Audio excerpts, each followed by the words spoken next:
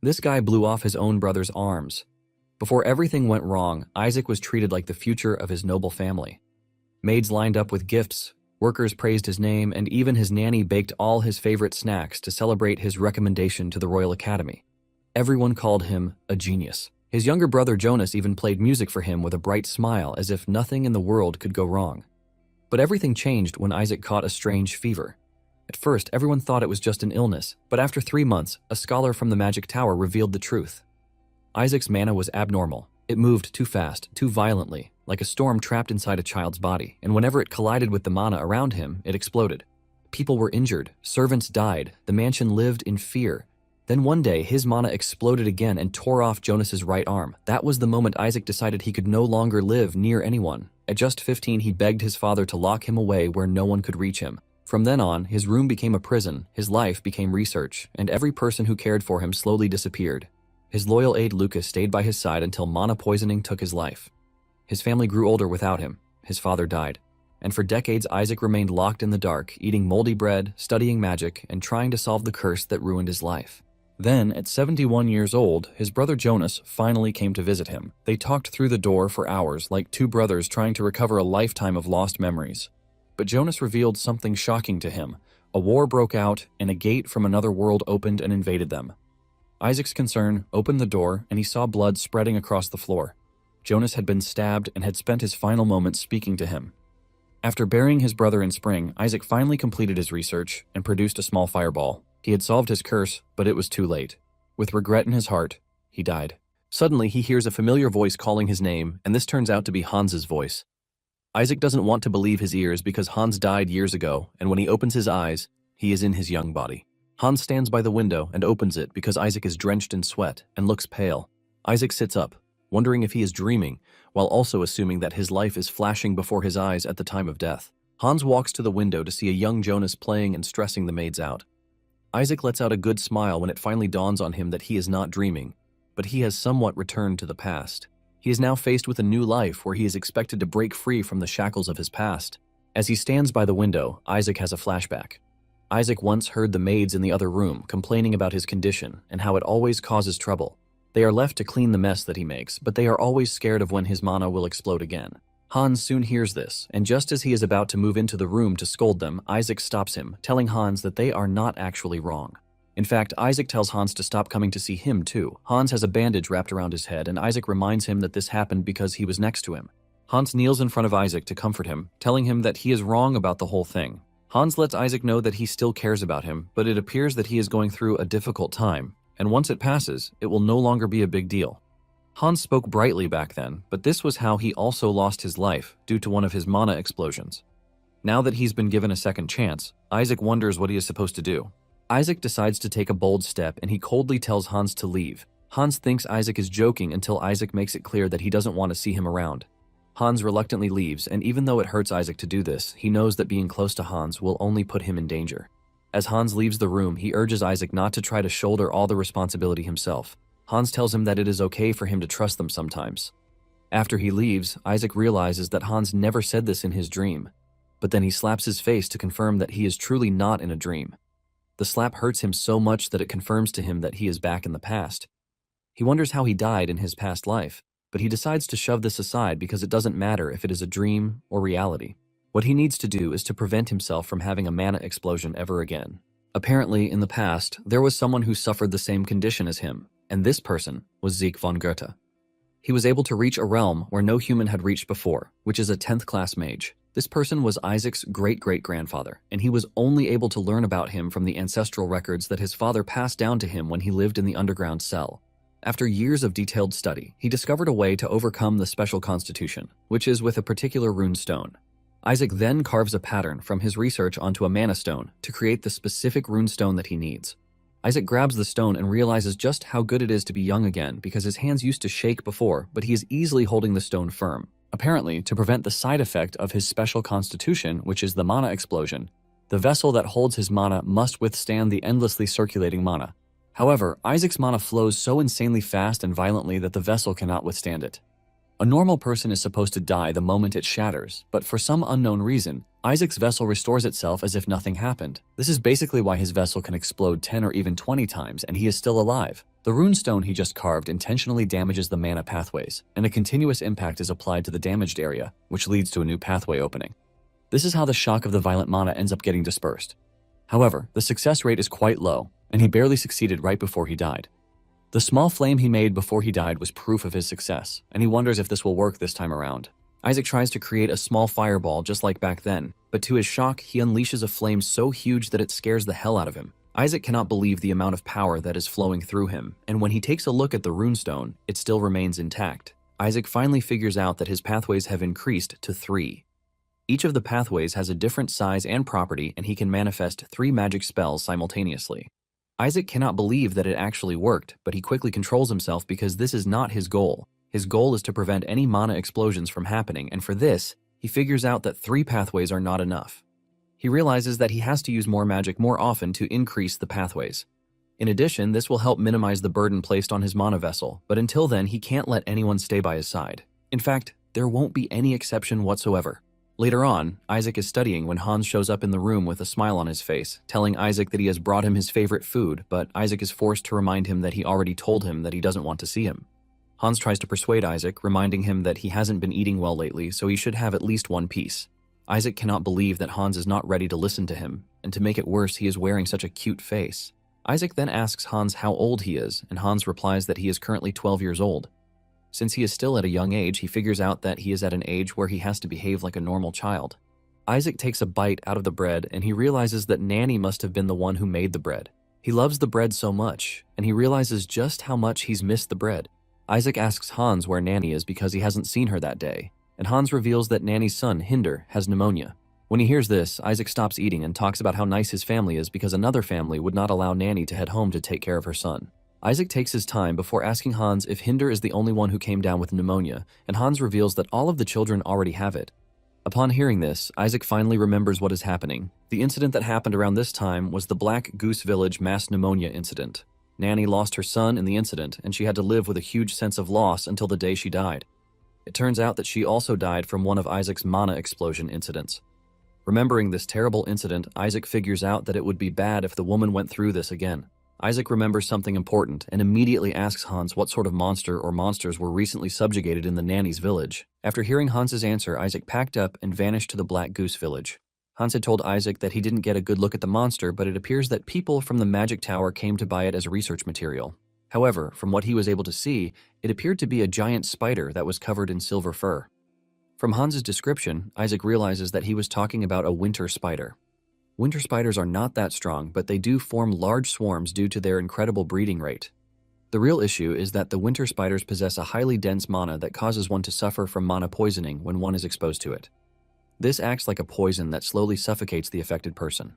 Isaac figures out that the children in the village were poisoned by the mana emitted by the winter spiders. Isaac makes his way into the woods to gather herbs because he knows all about mana poisoning. However, it is still something new in this era, which is why they all believe that it is pneumonia. After gathering loads of herbs, he believes that he has enough to feed the children to alleviate their symptoms. However, its healing effects will only be temporary, and to prevent a relapse of the symptoms, the winter spiders must be completely wiped out. Isaac knows that it would have been nice to ask his parents for help, but his father is usually stationed at the border fortress, and his mother is currently traveling the continent, searching for a cure for his special constitution.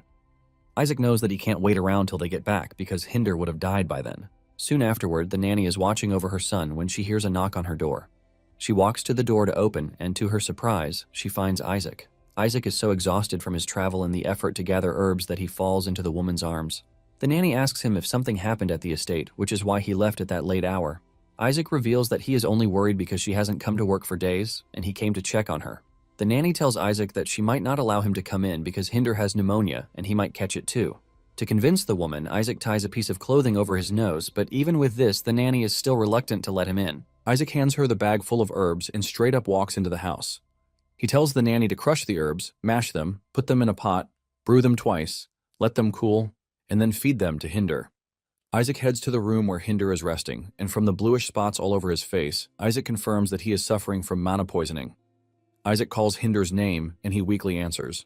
The first thing Hinder tells Isaac is that he should not fire his mother because she isn't able to come to work because of him. Isaac pats Hinder's forehead, assuring him that he is not going to fire his mom because he is the only one who sneaks him wheat bread, so he should just focus on getting better. Later on, Isaac has a hunter lead him to an abandoned mine. Upon arriving at the entrance of the cave, Isaac asks the dude if he is sure that this is the limestone cave, and the man assures him that it is. Isaac pays the dude his fare and tells him that he is going to handle the rest from that point forward. As he leaves, the old man urges Isaac to be careful because people have gone missing around the cave in the past.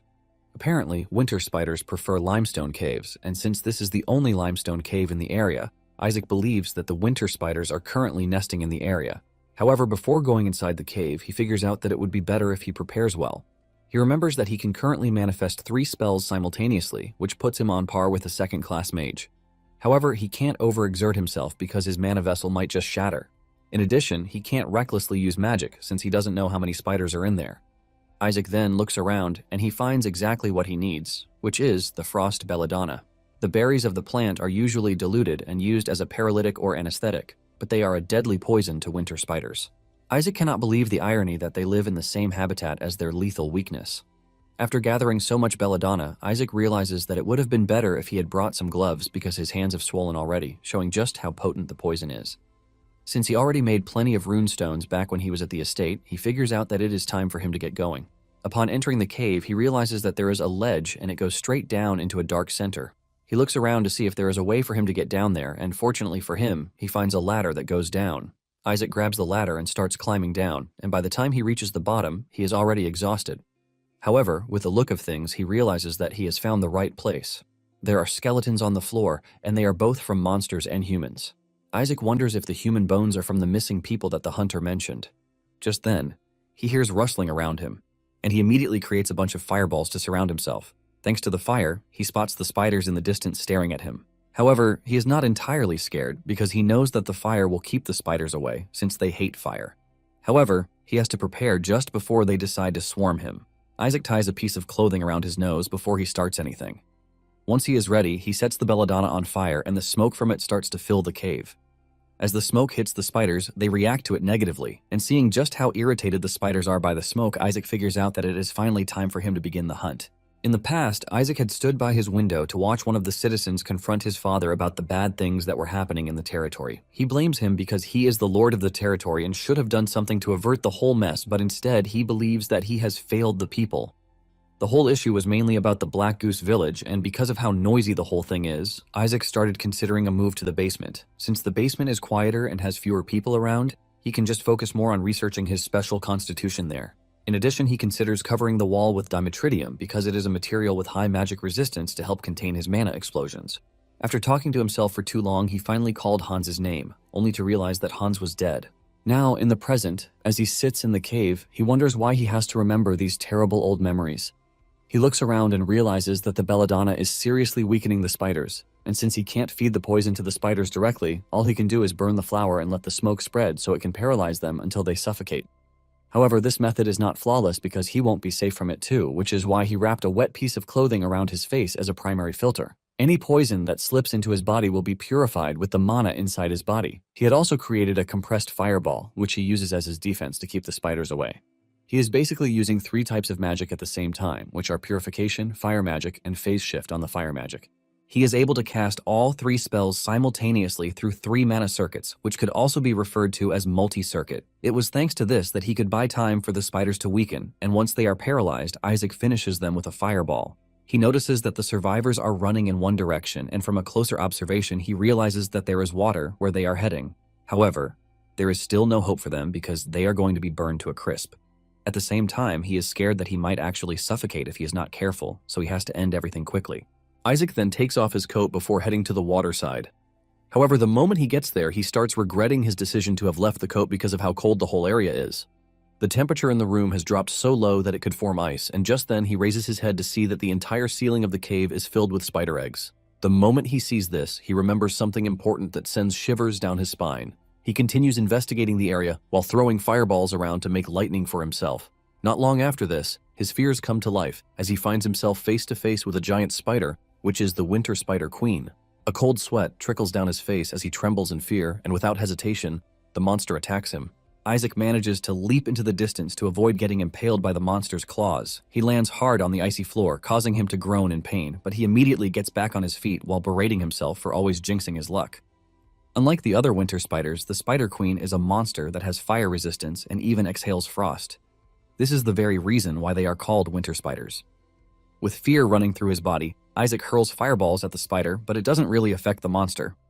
Isaac is not surprised by this because he doesn't expect the spider to just burn up and die like the other spiders. Isaac knows that he would be a dead man if the Spider Queen weren't slow.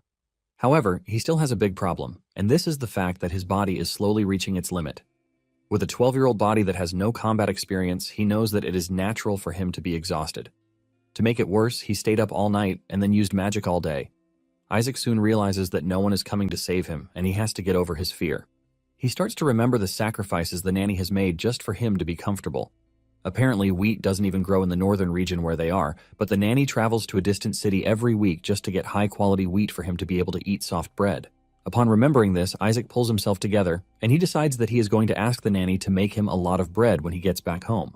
Isaac reaches for his shovel and drops his backpack as he prepares to engage the queen spider head-on because even if it is a queen, it is still a bug. Isaac drops his backpack and rushes toward the queen with his shovel.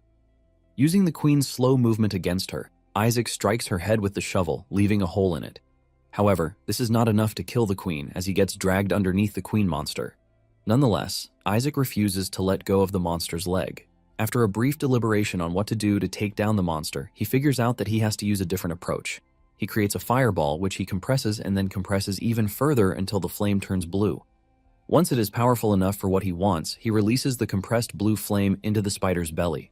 Just as he wanted, the flame starts to cook the insides of the Spider Queen. As the spider shakes with its life leaving its body, Isaac tries to pull out his hand, but he finds it difficult to do so because the spider won't stay still. After trying so hard, he finally gets to pull out his arm. Isaac crashes to the ground and he hits his head. However, the blue flame is enough to take down the spider and even burn a block of ice. Later on, Isaac hears familiar voices around him, and these are Hans and the nanny's voices. He hears them as they talk about how he went into the abandoned mine, which caused him to hurt himself. This is when it dawns on Isaac that he actually defeated the Winter Spider Queen, and after this, he fell unconscious when he hit his head on the ground. However, he woke up after this and barely made it out of the abandoned mine and back to the village. After this, he ran into Hans, who was loitering at the village entrance, and he just fell asleep in his arms. Now that he is awake, Isaac hears the nanny telling Hans that after she did what Isaac told him, Hinder was completely cured. Hans glazes Isaac, saying this is just how he is, because he might have gotten insensitive after the mana explosion, but his good heart never left him. Isaac almost explodes from blushing when he hears this, and he is forced to sit up so they can know that he is already awake. The two are shocked to see this, and he asks them how long he was asleep. Hans tells him that he was out for about half a day, and she asks him if he is fine. He replies that he is good, and the pain is a bit bearable. The woman freaks out when she hears this, asking Isaac what he means by bearable. She demands to know why he went to such a dangerous place alone, and he calmly replies that he fell while trying to gather some nearby herbs. Isaac knows that he obviously can't tell them that he killed a monster because there is no way they are going to believe that a 12-year-old like him did, so it would be better for him to just come up with an excuse. Isaac then asks the nanny how Hinder is doing, and she replies that he is much better after she gave him the herbs that he prescribed. In fact, the other kids in the village are all doing well. Isaac is glad to hear this, and he figures out that it would be better to keep the mana poisoning a secret because if the higher-ups find out, scholars would be brought in. It will definitely become a problem if the winter spider corpses in the abandoned mine are discovered. The nanny asks Isaac how he knows about the herbs, and he lies that he read about them in a book. Isaac then suggests that they forget about the matter, and he tells Hans that it is time for them to go. Hans lets him know that it is not proper for them to go yet because it is snowy outside. However, Isaac reminds Hans that he is going to be in a lot of trouble if they find out that he left the estate under his watch. Hans quickly agrees to this, and as they are about to leave, the nanny gives Isaac a basket of apples to take with him. It turns out that the apples were gathered by the villagers to show their gratitude. Isaac then tells the nanny to take another week off because it would be better for her to resume when Hinder has fully recovered. The nanny is surprised to hear this, and she asks Isaac if the head butler won't complain about this. Isaac shocks her, telling her that she is not going to be idle throughout the week. Isaac tells her to make jam with the apples, so he can eat it with wheat bread when she returns to work. The nanny agrees to this with a smile on her face and tells Isaac that she is going to make apple pie too. A week later, Isaac is seen jogging around the estate. During this time, his mana vessel had changed, and the 3 circuits had turned to 4. The mana vessel stabilized more too, and the number of magic spells he can simultaneously use increased to 4. He figures out that fighting the winter spiders and pushing himself to the limit probably helped with this. In addition, he knows that running around the estate contributed to it too. Basically, using magic requires comprehension and calculation, including intuition. This is a task that consumes a considerable amount of mental power. When the body breaks down, the mind breaks down too, and it is pretty obvious that mental power requires physical stamina. He knows that he reached his limit in the abandoned mine because he was donning an untrained young body. Isaac remembers that in his past life, Lucas used to train his stamina. Isaac is in the middle of his training when he is called upon by the head butler Schiller, who tells him that it is time for his regular checkup. The doctor walks forward to greet Isaac while asking him how he is feeling. Apparently, the dude is the personal doctor that was assigned to him by his father, and they claim he is the most successful doctor in the territory close to them. However, even the supposed expert doctor couldn't figure out his weird constitution. After he is done with the checkup, the doctor tells him that he is fine. He decides to change Isaac's medicine, but Isaac knows that he is just going to prescribe rubbish. The doctor reaches into his briefcase and reveals 6 bottles of a potion called Panacea. This is a potion that stabilizes the flow of mana. When Isaac sees this, he realizes that his father is going to extreme lengths to make sure he gets the good stuff. Basically, Panacea means cure-all in the common tongue, and it is used as a stimulant for some and a performance enhancer for soldiers. While the potion is known to stabilize the flow of mana, it is actually a misunderstanding that occurred while translating the ancient language. Its actual effect is stimulating the flow of mana, which means it is poison for him because his mana goes out of control. However, for his current situation, it is the right catalyst because if used well, it will help increase his mana circuits. After the doctor's departure, Isaac notices that Schiller is staring at him, and he asks him if he has anything to say. Schiller reveals his surprise that Isaac looks really calm because he is always throwing tantrums over being seen. Thanks to this, the doctors in the direct territory refuse to be his personal doctor, and Isaac asks Schiller if it would have been better if he had thrown a fit just as he used to. Schiller stays mute for a second before finally opening up, telling Isaac that he learned from Hans that he cured the children in Black Goose of pneumonia. When Isaac hears this, he realizes that Schiller had interrogated Hans. Schiller tells Isaac that it is going to become a big issue if the advisory committee finds out about it. Schiller then coldly tells Isaac that he is going to let it slide this time, but he urges Isaac to restrain himself. But if he can't, he tells Isaac that he should inform him first. Even in his past life, Isaac wasn't able to get close to Schiller because he was always dry and an unbending head butler. He is a supposed cold man who would always keep his distance from the others. However, according to what he heard from Jonas before he died, Schiller served the family until the very end, before losing his life. Deep down, Schiller cares a lot and only tries to act like a hard guy. Isaac then smiles, telling Schiller that he understands what he means by this. Schiller then asks Isaac if there is any particular reason why he has been running for the past couple of days. Isaac replies that throughout history, mages who reached the 5th class or higher trained their bodies, and since it is a body that channels mana, it should stay in a fit state. Later that night, Schiller writes his report about how Isaac cured the children of Black Goose Village of their pneumonia. Schiller believes that due to the nature of his constitution, it will be hard for him to use magic in the future. Schiller believes that a path as a scholar or alchemist might be right for him. He believes that with this, Isaac's father will also be relieved of some worry. Just then, a maid, Rosa, enters Schiller's office telling him that maids are disappearing. 2 girls, Clara and Annette, have vanished, and Rosa says she can actually vouch for Annette, if not Clara, that she is a good girl. In fact, Annette hasn't taken a day off in 3 years, which means something has definitely happened to her. Later on, Rosa is seen talking with another maid and a servant named Bill. Bill talks trash about the territory, saying it is not the best place to live because the weather is harsh in this area of the world, and the bandits or monsters always show up all the time. The other maid asks Bill if he is basically saying he's going to run away, and he casually replies that the possibility is not zero. The girl then says Annette is not like him, who can just disappear out of nowhere because she worked hard to pay for her father's medicine. Bill stupidly says the girl must have gotten sick of taking care of her sick dad, or maybe she ran off with some deadbeat dude. Rosa yells at Bill, telling him to watch his mouth, but Bill defends himself, saying he is just putting out his own theory. The two tell him that they are not interested in whatever theory he has. Bill continues by saying whatever is happening might be an action of dark magic. They ask him what he means by this, and he reminds them that they are working for a family of mages. In addition, Isaac is not in good condition, and he believes that his father is using whatever magic he can get his hands on to heal his son. This is when it dawns on Rosa and her colleague that Bill is saying that the missing girls were sacrificed alive. Rosa scolds him, telling him to stop spreading stupid rumors, reminding Bill that the master of the house took him in even though he was a criminal. The two are arguing with each other when Isaac appears behind them, telling Bill that he has a very interesting story. Isaac smiles at him, urging him to tell him more of the story, and Bill freaks out when he realizes that he has run his mouth in Isaac's presence. Isaac then takes Bill to his office to hear more from him. Bill reveals that the first maid who disappeared 2 months ago was Hilda, and a few weeks later, Clara went missing. It was the past weekend that Annette vanished after going to Mass. With a cold stare, Isaac asks him if he has any idea why this happened.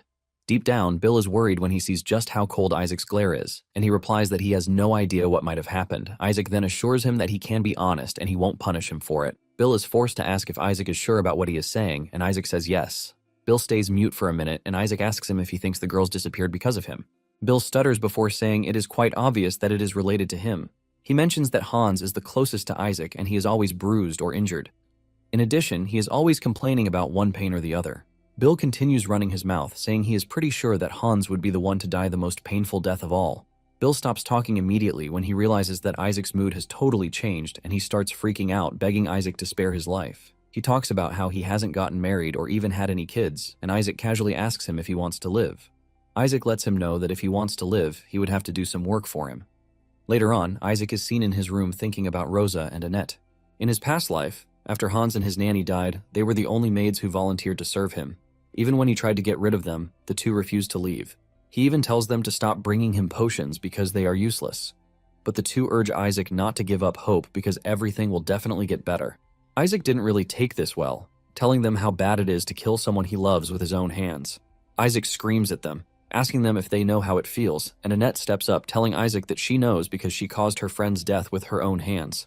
Isaac is surprised to hear this, and he asks for more details. Annette reveals that it happened in the past, saying she might have been able to save Clara if she had reached out to her. Annette walks up to Isaac, telling him that she understands his unique situation. However, she lets him know that anyone can end up doing things that they never intended. She calmly tells Isaac that it can happen to anyone once in their lives. Surprisingly, Annette's talk was able to bring him comfort back then. Now, in the present, Isaac regrets that he didn't ask for more details. Moments later, Bill shows up in the room, and it appears that Isaac had given him a mission to find out where the maids went. Bill confidently says he has because it didn't even take him long. Bill claims that he asked around among beggars near the roads, and their descriptions matched perfectly. Isaac asks him what he found out, and Bill replies that the conclusion was that they were grabbed by slave traders. He says the slave traders trick people by saying they will take them to the prosperous South but end up selling them off. Isaac expresses his confusion, saying they could have gone to the South on their own without a broker if they wanted to. Bill then tells Isaac that he has it all wrong because the road to the South is dangerous and treacherous, which is why they needed someone to protect them throughout the journey. After saying this, Isaac agrees with him, saying his theory makes sense, but deep down, Bill has an agenda. He assumes that Isaac is still a kid and that he is clueless about how the world works. Bill then tells Isaac that it cost him a lot of money to get the beggars to talk, so he has spent all 20 silver coins that he gave him as travel funds. Isaac is surprised to hear this because the amount is enough for half a year's wages. Bill claims that everyone was on guard, and Isaac tells him that he doesn't really care about the money because what he wants is to find the maids as quickly as he can. Bill lets off a huge smile when he hears this, and he immediately asks Isaac if there is something else he wants him to do. Isaac says yes, assuring him that he is going to be well compensated for this. Bill celebrates deeply when he hears this because, to him, he has found a sucker. He is convinced that if he plays Isaac right, things will become lucrative for him. He sees Isaac as a freshly laid golden egg, but the only flaw is that Isaac is a ticking time bomb. Nonetheless, he is not worried because there is no reward without a bit of risk. With a smile on his face, he tells Isaac that he can lead him to the broker. But everything happens in a flash, and when he opens his eyes, he finds himself in a cell in only his underwear. He screams out in shock, asking how he got into a cell, but unknown to him, Isaac is standing behind him with a runestone in his hand, and he is coldly smiling at the dude's misfortune. Finding himself in a cell, Bill starts wondering how this came to be. He clearly remembers that everything was going just fine, starting from how he was able to sneak Isaac out of the mansion to meet the broker who took the maids. Everything appeared to be going smoothly until the broker noticed the jewel on Isaac's chest, and he immediately figures out that he is a noble's child. Even though Isaac is a target, Bill can't understand why he was also thrown in the cell alongside him. To make it worse, they didn't even take anything from Isaac, but Bill can't say the same because everything except his underwear was taken away from him. Bill frantically turns to Isaac, asking him if he has a plan now that they have been trapped in a cell. Bill screams at Isaac, who is busy playing with the runestone in his hand. Isaac is surprised that Bill has finally shown his true colors, since he has dropped the formalities of calling him young master. Bill argues with him, asking him if he would use formalities if he were in his shoes, because, as it stands, it appears that they are about to die. Isaac simply tells him that he is leaving to find Annette and the other maids. Bill taunts him, asking him how he plans to do that when they are clearly in a cage. Isaac ignores his worries, and he simply stretches his hand to destroy the cage with his magic, leaving Bill in complete shock. His attitude immediately changes and he starts referring to Isaac as his master again, asking him not to leave the dungeon without him. Isaac returns the energy, asking him if he knows him, but Bill begs him not to act petty. Meanwhile, some of the bandits have already heard the loud noise from breaking the gate and they are on their way to check what is going on. Realizing that Isaac is about to leave him behind, Bill goes down on his fours like a dog, begging Isaac not to leave him behind. In fact, he lets Isaac know that he is going to do anything he wants, and the moment Isaac hears this, he remembers that Bill was once in this exact position in the past. Back then, Bill was caught trying to sell the family's secrets to the bandit organization. Bill begged to be spared, but his pleas fell on deaf ears since he was originally a bandit who was taken in and given a second chance, but he found a way to ruin it. Bill shed tears as he begged with everything he had, promising that he would never betray the family again, but his pleas amounted to nothing as he was cut down in the cold snow and his blood warmed the soil. Isaac regrets the fact that the guy was killed because he would have been useful if he were a bit less greedy. Now that he is in the same position, Isaac figures out that Bill, being a former bandit, was familiar with the underground economy, which is why he was able to track down the maids using his knowledge. From what he can remember, the criminal organization Bill was trying to sell the secret books to in his past life is the same bandit group that abducted the maids now. This bunch of criminals expanded their power via human trafficking, and they eventually spread through Gerda's territory like cancer and tormented the people. With this, Isaac figures out that he has to eliminate any and every seed that could threaten his family. Isaac then whips out a contract scroll, telling Bill that there is something he must do since he is ready to do anything. Meanwhile, in the bandits' boss room, their boss Niers is having a meal while his men stand around to spectate. He also serves his dead father, who is nothing but bones, a meal of his own, while having a weird conversation with the skeleton. Apparently, Niers believes that if he is able to get his hands on black magic, he would be able to revive his father. His men just stand there in disgust, but can't even say anything about what is happening right in their presence. Just then, he turns to his lackeys, asking them where his bathwater is, and he is basically referring to a human he would like to sacrifice and bathe in their blood. One of the lackeys tries to tell him that the only captives left are merchandise they plan to sell to merchants, but before he can even finish the statement, Niers grabs his head and crushes it, letting the blood spill on him. This gory moment scares the other two down to their bones, and they watch Niers in utter disbelief. Niers confidently mentions that the blood on him should already be enough for his bathwater. After this, he leaves the room, and the remaining two fall to their knees in fear. The two agree among themselves that the next time Niers asks for bathwater, they are going to hand over the merchandise without question because trying to put the organization first will just lead to their death. The two then proceed to take care of their colleague's body. Suddenly, they hear a strange sound in the lobby, and they swallow in fear. They rush outside to check what is going on, only to find Niers' head rolling on the floor. They freak out and fall to the ground in fear, and before they know it, a bloodied Bill appears in the distance, walking towards them menacingly. Bill has a large knife in his hands, and even though he looks intimidating, deep down, he is panicking because he doesn't even know what he is doing. He's worried that he is putting himself at risk just because of what Isaac did to him. Apparently, the contract that Isaac had him sign had 3 conditions. The first is that the contractee, which is Bill himself, shall obey the contractor Isaac without conditions. Secondly, Bill shall not disclose information regarding Isaac. The third condition is that if Bill violates any of the previous terms, the penalty is death. Bill freaks out when he sees this, but Isaac ignores his concern, telling him that he just has to sign the contract with his blood because it is the only way for his magic to take effect. Bill screams at Isaac, telling him that there is no way he is signing such a contract, but they suddenly hear some of the bandits closing in on them. Isaac uses the opportunity to remind him that they don't have much time. Realizing that Isaac is right and the bandits are just going to kill him if he doesn't cooperate, Bill grabs the knife from Isaac's hand. He cuts his finger and presses it down on the contract scroll, which immediately gives off a bright light. Just after signing the contract, the bandits walk in on them, demanding to know how they got out. Bill freaks out, but Isaac calmly attacks the trio with ice balls to knock them out. Bill is left in complete shock, and he asks Isaac if the trio is dead, but Isaac lets him know that they just fainted. Bill asks Isaac how he is able to do this, and Isaac confidently unveils the ice sphere in his hands, revealing that he simply used magic. After this, Bill gets a cloth from the bandits, and he arms himself with the knife. As they walk through the sewers, Bill nervously tells Isaac that it is his first time seeing ice magic, so he has no choice but to admit that Isaac is amazing.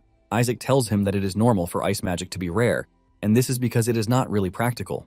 Moments later, they spot another bandit in the corner, and Isaac decides to use this as a lesson for him. Isaac asks Bill what he needs to make ice, and Bill nervously replies that it is basically water. Isaac assures him that this is the right answer, revealing that whether it is moisture in the air or puddles on the ground, what he first needs is to shape the water in the form that he wants. After this, he is going to compress, condense, expand, and then evaporate. Basically, it has to go through these 4 stages.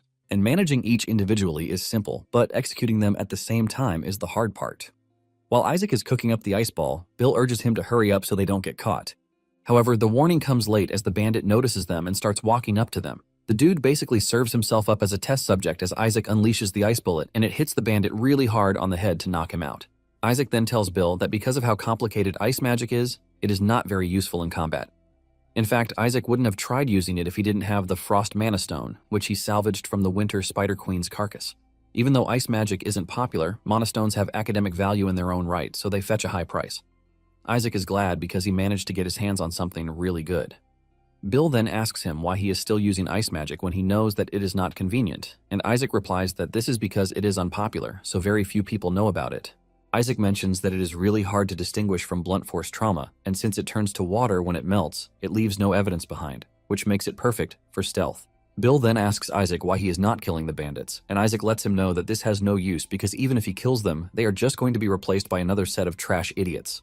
As they continue taking down the bandits, Bill expresses his concern, saying leaving them alive might give them a chance to continue doing bad things, but Isaac lets him know that this is exactly why he is keeping them alive. Isaac reveals that his target is just one person, and just then, they run into Niers.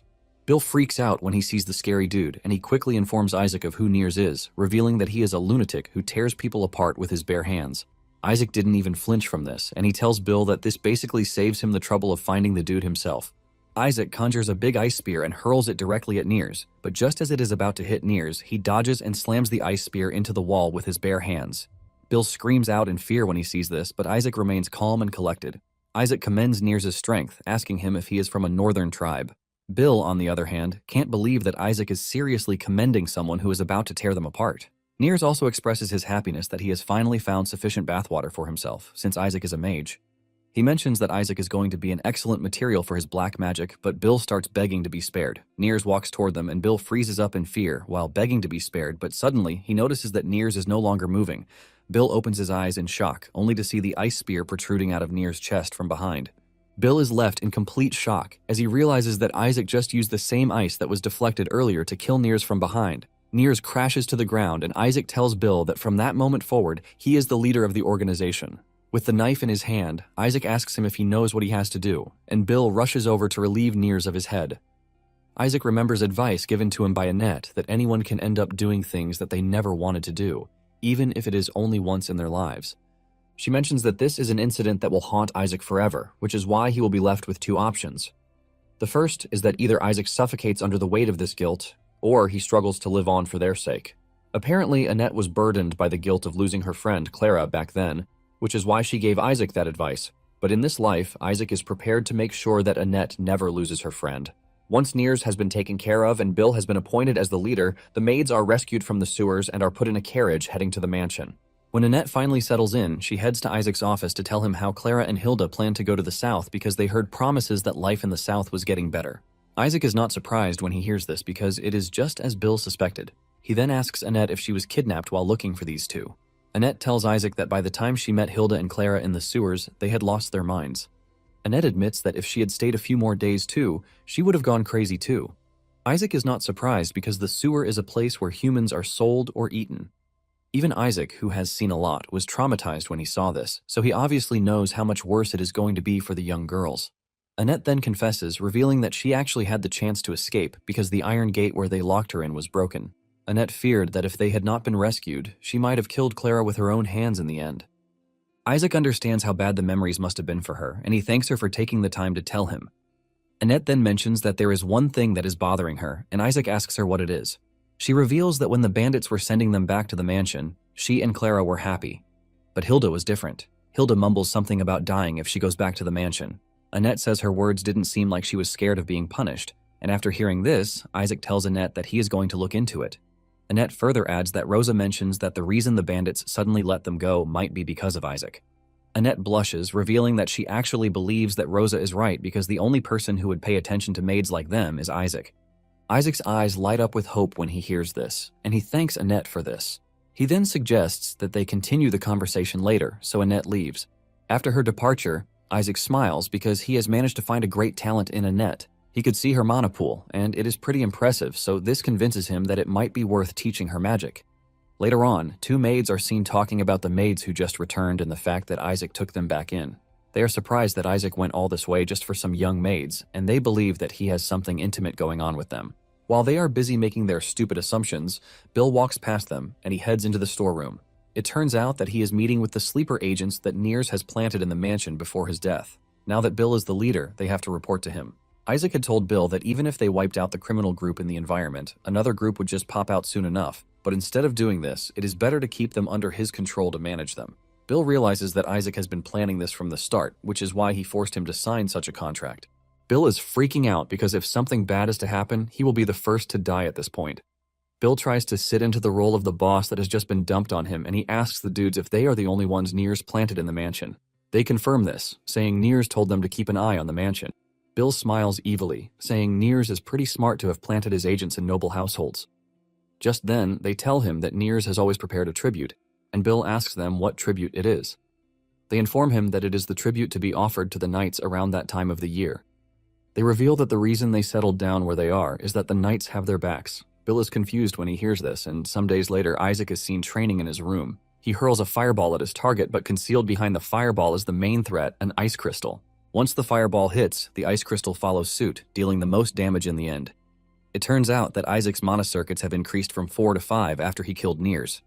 Isaac figures out that, at the moment, he just needs to practice multicasting different types of magic simultaneously because he knows he just got lucky killing Niers. He was only able to kill him because Niers underestimated him and let down his guard.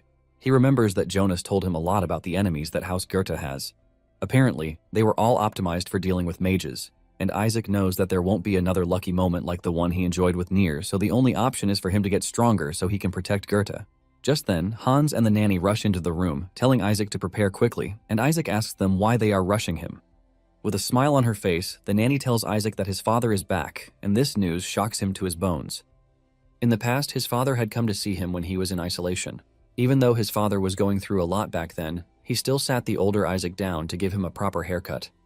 His father even offered to send him to heaven, promising that it would be painless, but Isaac still refused to die, so his father had no choice but to respect his wishes. After he is done cutting his hair, he kisses him on the forehead while telling him that it is going to be their last meeting.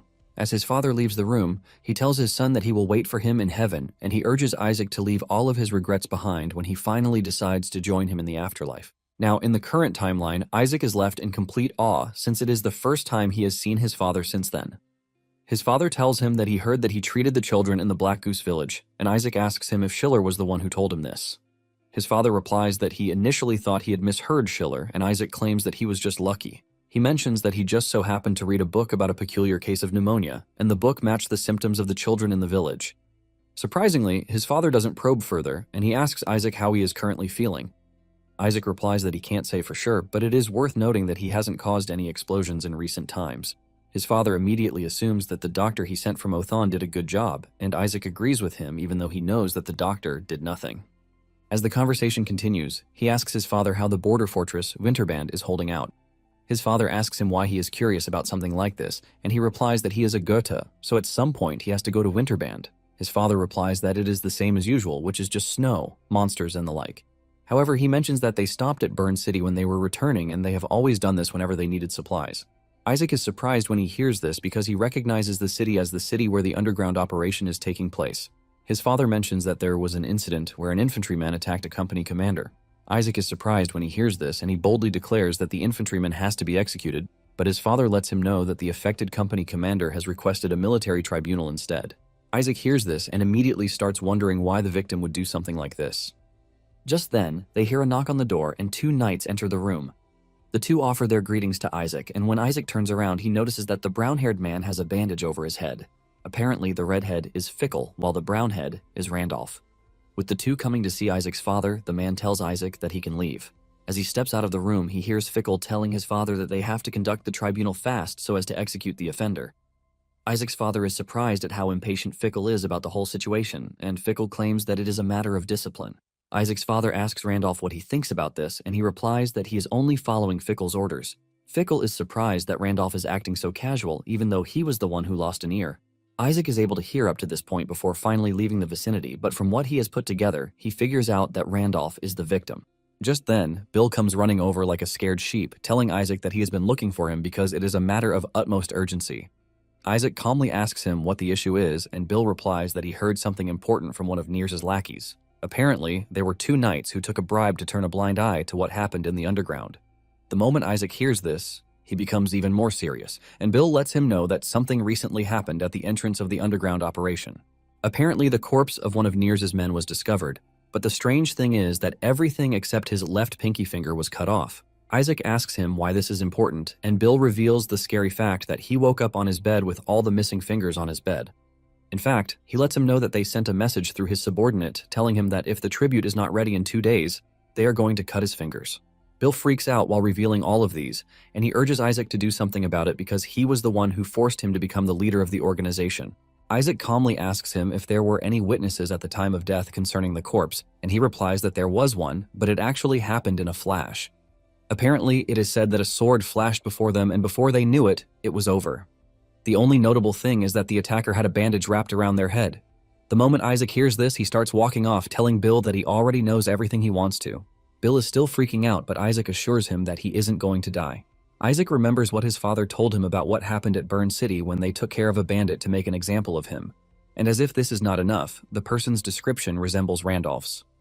Isaac is pissed when he puts this together because this only means that those he believes are defending the kingdom are trash. Isaac then makes his way to the dungeon because he wants to have a one-on-one meeting with the man who cut off Randolph's ear.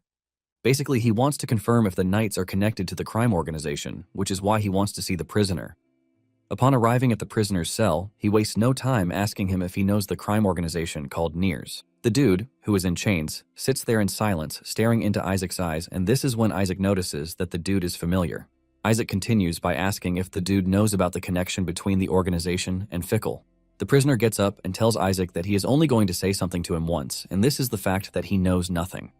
He looks intently at Isaac while saying this, but this only gives Isaac the chance to clearly see through him. Isaac smiles while revealing the dude's name, which is Carlson. Isaac lets him know that he now remembers everything, but he wants to know if his only answer is going to be a lie because he knows his true name, Kyle. Kyle is dumbfounded when he hears this, and he steps back in shock. He demands to know how Isaac knows about this secret name. Apparently, the first time Isaac heard about Kyle was when the civil war in the kingdom was escalating.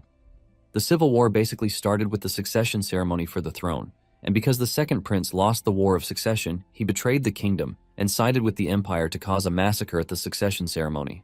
After the kingdom was subjugated by the empire, the people gathered and started a rebellion, which led to a civil war. It turns out that the leader of the rebel army was Kyle, who goes by Carlson to everyone else. About how Isaac knows about Kyle, he basically read about him in a book, The Chronicles of Villains, which was a popular book that illustrated the stories of several famous villains along with their portraits. The most interesting part of the book is the fact that it was assessed that Kyle will become the continent's 7th swordsmaster, since he is a genius. Now that Isaac is seeing Kyle in person, he has no choice but to agree with this take because Kyle has such incredible mana. Isaac figures out that Kyle must have put in so much effort so far, and he can't even imagine how strong he will become if he has the chance to bloom. In his previous life, Kyle had managed to escape his execution to become the rebel leader in his previous life. Kyle keeps yelling at Isaac, asking him how he knows about him, and Isaac urges him to calm down because it is too early to be surprised. Isaac lets him know that he is also aware of the fact that he is the son of Caitian, and this further adds to Kyle's discomfort. Kyle asks Isaac who he is, and Isaac berates him for serving in Winterband without knowing the eldest son of House Goethe. Kyle yells at him, saying this is not what he is asking because what he just wants to know is how Isaac knows the things he does. Kyle asks Isaac if he is there to kill him, but Isaac tells him to chill out because he is too self-conscious. He asks Kyle why he would care about the son of a mercenary from the neighboring country. He mentions that he is also aware of the fact that he is the illegitimate son who disappeared over a decade ago. This leaves Kyle in total confusion, and he asks Isaac if he really is Isaac, Goethe's son. Isaac lets him know that it is up to him to believe him or not. But there is only one thing he needs to know. Isaac asks him why the company commanders of Winterband got involved in the slave trade, and Kyle decides that he has all the reasons to answer him, since he is the eldest son of the Goethe family. Isaac is surprised that Kyle is ready to cooperate even though the company commanders might pin the crimes related to Nears on him, which will make him a wanted criminal in the kingdom. Isaac lets him know that if this happens, he won't be able to start his revenge. But after minutes of silence, Isaac realizes that Kyle is not someone he can manipulate. Since this is the case, Isaac figures out that he has no choice but to draw out the bad guys himself. Later on, Randolph and Fickle receive an invitation from the supposed Nears leader, and the two dress in their covered outfit. As they walk through the sewers, the two are surprised that there are no slaves whatsoever. This only makes them angrier because Bill told them to come find him if they have a problem with this, and this leaves them wondering if the new leader wants to cut them off. Upon entering the room where the meeting is to take place, Bill is already waiting. With fear written all over him, he welcomes them, and he opens the door for them to enter. The two initially stayed on guard, but when they realized that Bill was unarmed, they decided to chill out. The two boldly stroll into the room where the leader is waiting, and because the room is dark, they can't see that Isaac is the one sitting at the other side of the table. Fickle tells Isaac that he must really be brave to have invited them out after failing to provide their tribute. Isaac finally speaks up, and he decides to ask the two one simple question. The moment they hear his voice, they are startled because they were not expecting a kid's voice. Isaac gets up from his chair and walks up to them while asking them why they did what they did. The moment Randolph spots Isaac, he goes down on his knees, bowing to him. Fickle is confused, and Randolph yells at him, telling him to kneel down. Fickle finally gets to see Isaac's face when he emerges from the darkness, and the smile on his face almost sends the two into a paralysis. Since Isaac is already onto them, they have no choice but to explain what happened. It turns out that the two started collecting bribes from the syndicate because their troops were starving and they wanted to use the money for the good of their men. They were happy with their first paycheck because they realized that they could replace their bad swords with this, while still keeping some for pocket money. The two are in their usual mood of splitting their money when Kyle enters the room, and he is totally pissed that the two are receiving bribes. After telling Isaac what happened, Isaac sighs in disappointment, but mentions that he is pretty sure that the two have their reasons. Isaac lets them know that his father is upright, but he lacks both resourcefulness and flexibility. Isaac says his father is the shield that protects the North, and the two respected him for this. At the same time, they couldn't stand around while their fellow men died, so they resorted to extorting money from the bandits to cover the supply shortages. Fickle quickly jumps in, saying this is exactly the case, and Isaac mentions that it is time for him to deliver his verdict. Isaac shocks them by pronouncing a death sentence for them both. Fickle screams out in shock, and Isaac lets them know that his father's judgment wouldn't be any different. However, Fickle doesn't want to accept this, and he gets up in anger, berating Isaac for condemning them to death even after he's heard their story. He asks Isaac if he knows what they are going through in the harsh snow, all in the name of serving the kingdom, and Isaac simply replies that he doesn't. Isaac gets up, telling them that they have no shortage of excuses, but he would like to know why they also kidnapped civilians. While Fickle is trying to argue with Isaac, Randolph remains silent as he bows his head in shame. Fickle claims that kidnapping civilians is all Nears' doing, and Isaac asks him if he is basically saying he didn't cross the line as Nears did. Fickle loses his temper, saying he shouldn't have expected someone like Isaac to understand what is happening. Fickle yells at Randolph, asking him how long he plans to sit where he is, telling him that they are the swords of Goethe, and if it is to protect Goethe, he is ready to cut down anything, even if it is their master's son. Randolph gets up when he realizes that things are getting serious, and he asks Fickle if he really means to kill the young master. Fickle tells Randolph to think about it because their master still has Jonas as his son. Fickle believes that it is better for them to kill Isaac and be done with it. Fickle shows how serious he is by unleashing his aura as he prepares to cut Isaac down. Isaac is surprised that the dude has gotten so serious that he even plans to use his aura. Randolph, on the other hand, is panicking because he never wanted things to turn out this way. Randolph realizes that what they are now doing is no longer for the good of Goethe. And after taking a deep breath, Randolph pulls out his sword to defend Isaac. Randolph reminds Fickle of what he once said to him about being the protector of the kingdom. Basically, Fickle considers himself the shield, while Randolph is the sword. Randolph reminds Fickle of what Kyle said to them. He had mentioned that a sword that can cut through anything without breaking is a masterpiece. But when a masterpiece gains a will of its own, it becomes a demonic sword. Fickle is surprised that Randolph is seriously pulling his sword on him. Randolph ignores him and goes after him. A fight breaks out between the two, and Randolph tells Fickle that he only realized that Kyle was right after his ear was cut off. Fickle yells at Randolph, asking him if he's gone crazy because he is definitely going to die if they are caught. Randolph lets him know that he doesn't care about this because it is their karma. As the two continue crossing swords, Randolph reminds Fickle that the money they have taken has not been used solely for the territory. Fickle slacks off, giving Randolph the chance to finish him off. After their fight, in which Randolph comes out victorious, he stands before Isaac to hear his sentence. On the other hand, Bill is packing Fickle's remains into a sack. Randolph mentions that when Kyle walked in on them, they had the intention of silencing him, but Randolph lost to him, which resulted in him losing an ear. Randolph mentions that Kyle could have actually killed them, but he just told Randolph to open his ears to the truth, cut off his ear, and then let himself get arrested without resisting. Isaac then asks Randolph if he stopped Kyle's execution out of guilt, and Randolph simply replies with a sigh. Randolph is shivering in fear, and he asks Isaac what will happen to his family once this gets out. Isaac replies that he obviously knows the answer for himself, and Randolph stands there in complete defeat. Bill can sense the tension in the room, and he fears that something is about to go wrong again. Just then, Isaac asks Randolph if he would like to